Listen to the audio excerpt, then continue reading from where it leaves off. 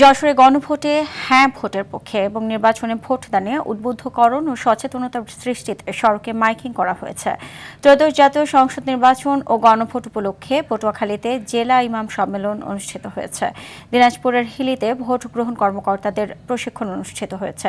নির্বাচনকে সামনে রেখে মাগুরায় বৈষম্য বিরোধী ছাত্র আন্দোলনের উদ্যোগে হ্যাঁ ভোটের গাড়ি নিয়ে শুরু হয়েছে প্রচারণা। বাগেরহাটে কর্মরত সাংবাদিকদের জন্য নির্বাচনী সাংবাদিকতা বিষয়ক বিশেষ প্রশিক্ষণ কর্মশালা অনুষ্ঠিত হয়েছে।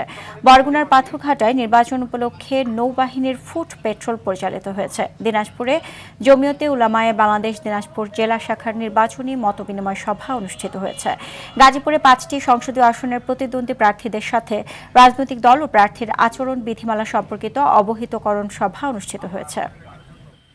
গণতন্ত্রকে বাংলাদেশ নৌবাহিনী সহ আইন শৃঙ্খলা বাহিনী মোতায়েন রয়েছে।